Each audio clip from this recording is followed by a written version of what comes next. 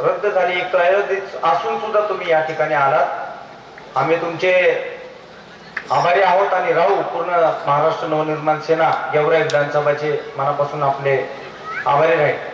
या ठिकाणी आमच्यावरती प्रेम करणारे जे वडीलधारी माता भगिनी युवक वर्ग आलेत, थोडं थोडं तुटत बसलेत.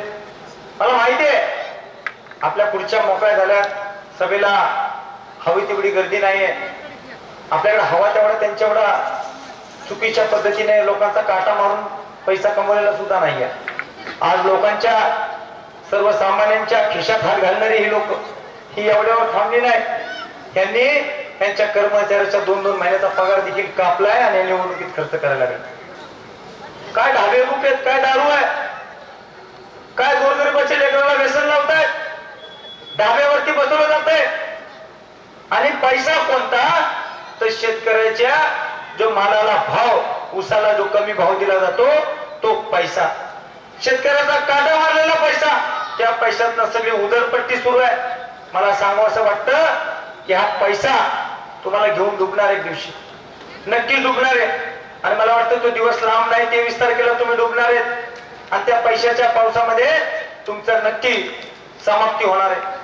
या ठिकाणी असलेल्या प्रत्येक व्यक्तीला माझी तळमळीने सांगतो, आता राजसाहेब तर आले नाहीये, आता राजसाहेबांचे विचार आपल्याला पुढे घेऊन जायचे. माझ्यासाठी जर कोणी प्रामाणिकपणाने प्रयत्न काम करणार असेल ते तुम्ही आहे. आता तुमच्या खांद्यावरती जबाबदारी आहे, कारण की या ठिकाणी कोण व्यक्ती आलाय जो आपल्यासाठी जो निस्वार्थपणाने काम करणार आहे, तीच व्यक्ती इथं पोहोचलेली आहे. अनेक लोकांनी फोन करून सांगितलं सभा कॅन्सल झाली, येऊ नका.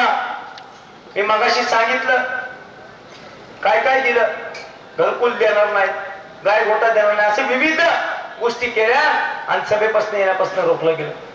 आणि मग तर त्याच्या पलीकडे पर्याय नव्हता, मग राष्ट्रसभेची सभा कॅन्सल झाली. हरकत नाही, सभा कॅन्सल जरी झाली असली तर माझे विचार संपलेले नाहीये.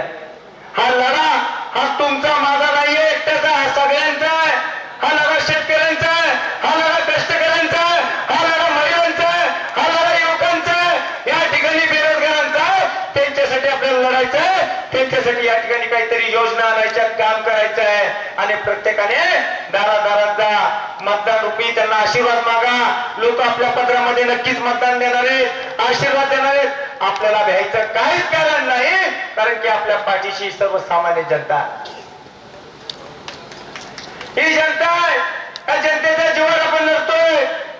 आणि कोण आहे बाळासाहेब मस्के, कोण आहे वैरित आहे? आणि आम्ही तेच आहे.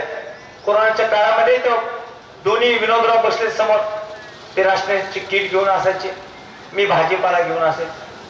विनोदराव गल्ली बोळात वस्ती तांड्यावरती फिरत होतो आपण, त्या ठिकाणी गोरगरिबाला न्याय देण्याचं, त्यांच्या सुखामध्ये धावून जाण्याचं काम आपण त्या ठिकाणी केलं. आणि या काम करत असताना त्या ठिकाणी सांगावं वाटतं की आपण कार्यक्रम झाल्यानंतर त्या ठिकाणी स्नेह पोटा पाण्याची सोय केली. ते पंडित उपाशी मारतात, कमीत कमी काय असेल डाळ भात का असना, पण ती सेवा ही लेखाने केलेली आहे. आणि शेतकऱ्याचा काटा मारून आणलेली नाहीये, शेतकऱ्याचा भाव कमी करून आणलेला नाहीये. एवढंच बोलतो, शेवटी आभार मानताना एवढंच बोलतो, मी त्यांचा आदर करतो म्हणून कोणी घर मेसेज त्या ठिकाणी पसरायचा नाही, रास्ता नाहीये. परंतु मी थोडीशी ती कमी पूर्ण करतो. उपस्थित असलेले सर्व माझे पत्रकार बांधव, माता भगिनी आणि शेतकरी बांधवांनो, आपल्या सर्वांचे या ठिकाणी मला आभार व्यक्त करतो आणि ही सभा संपली असं जाहीर करतो. धन्यवाद. जय हिंद, जय महाराष्ट्र, जय माणसे.